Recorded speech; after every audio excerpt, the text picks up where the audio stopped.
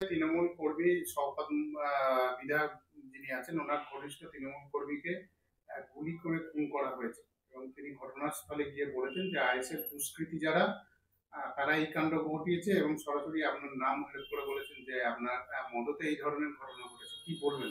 আমি ভাঙড়ের বিধায়ক হিসাবে সর্বপ্রথম যে খুনটা হয়েছে, যে মানুষটা রাজ্জাক খাঁকে যে খুন করেছে, এর চূড়ান্ত প্রতিবাদ করছি। সাথে সাথে প্রশাসন বন্ধুদের বলবো, রাজনৈতিক কর্মী না দেখে ভাঙড়ের একজন কর্মী মানুষকে খুন করা হয়েছে, এই হিসাবে তদন্ত করা হোক।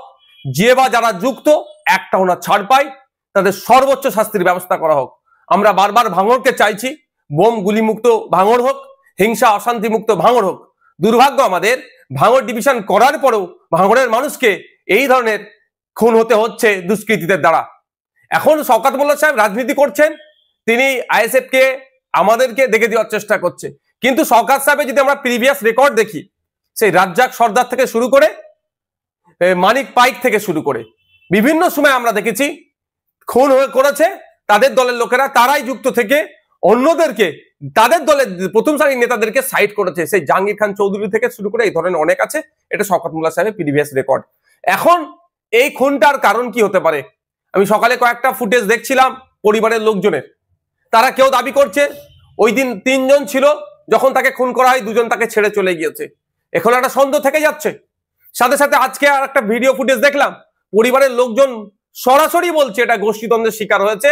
এবং বাস্তবিক কথা, আমি যতটুকু খোঁজ নিলাম, ওই অঞ্চলে ওই যেখানে বাড়ি যে ছেলেটিকে খুন করেছে, ওখানে আইএসএফ বা বিরোধীদের সাথে ওর সম্পর্ক খুব একটা খারাপ ছিল না।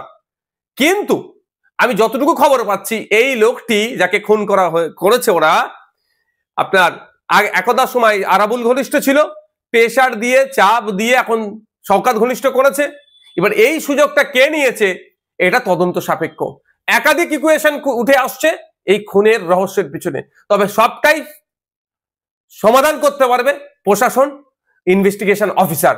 আমি আশা করব নিরপেক্ষতা বজায় রেখে এটা তদন্ত হোক। আর সাথে সাথে এটাও বলে রাখছি, পরিবারের সাথে আমি যোগাযোগ করার চেষ্টা করছি, পরিবারের সমর্থ নেব। পরিবার যদি চাই সিবিআই ইনভেস্টিগেশন হোক, পরিবারের হয়ে প্রয়োজনে আমি মামলা করব সিবিআই ইনভেস্টিগেশন করার জন্য। কারণ আমি একজন বিধায়ক এখানে ভাঙড়ের, সেটা আমার বড় পরিচয়।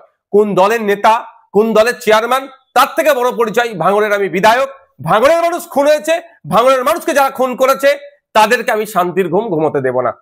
আর সাথে এটাও বলছি, যদি এটাকে রাজনৈতিক চক্রান্ত হয়ে বিরোধীদের উপরে দমন পীড়ন বা সাধারণ মানুষকেও যদি ডিস্টার্ব করার চেষ্টা হয়, আমি সেই পরিবারগুলোকে সাথে নিয়ে সিবিআই তদন্ত হবে, সিবিআই তদন্তের জন্য বা বিচার বিভাগীয় তদন্তের জন্য কোর্টের দ্বারস্থ হব। এটা কি তাহলে আরাবুল আর শওকত সাহেবের গোষ্ঠীদ্বন্দ্বের?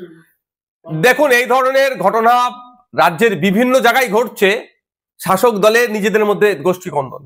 আমি শুধু বলছি না, আপনি দেখুন ওই পরিবারের একজন কর্তা, আজকে তিনি বক্তব্য তার দেখবেন, তিনি বলেছেন সরাসরি এভাবে বলেছেন যে এটা গোষ্ঠীদ্বন্দ্বের শিকার হয়েছে। আর আমিও বলছি, যখন আমার কাছে খবর এসেছে, আমি যতটুকু খবর নিতে পেরেছি, যে এটা সম্পূর্ণরূপে গোষ্ঠীদ্বন্দ্বের শিকার হয়েছে।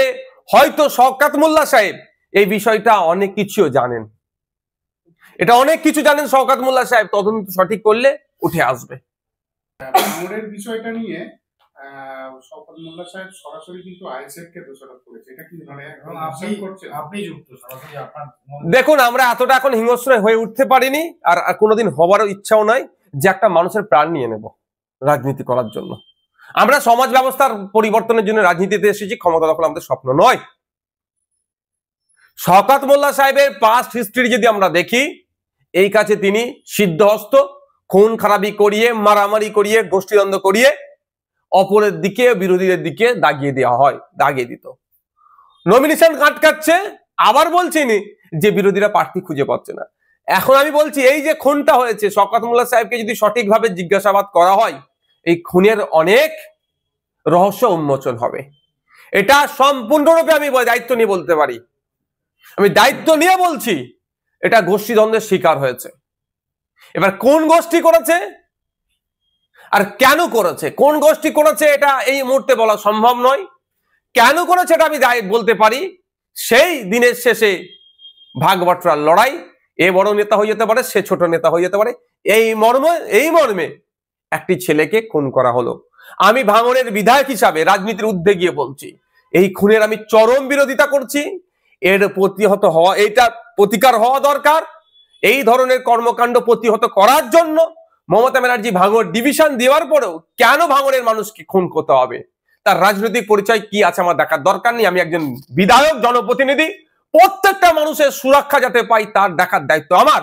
সেই জায়গায় আমি দাঁড়িয়ে বলবো, যত তাড়াতাড়ি সম্ভব ইনভেস্টিগেশন হোক, যে বা যারা খুনের সাথে যুক্ত তাদেরকে সর্বোচ্চ শাস্তির ব্যবস্থা করা হোক। আর পরিবারের সাথে যোগাযোগ করব, পরিবার যদি আমাকে ইনশিওর করে, আশ্বাস দেয়, পরিবারকে সাথে নিয়ে আমি এই মামলাটি যাতে হয় বিচার বিভাগীয় তদন্ত হোক বা সিবিআই তদন্ত হোক, যদি পরিবার চাই, আমি তার জন্য মুভ করব কোর্টে।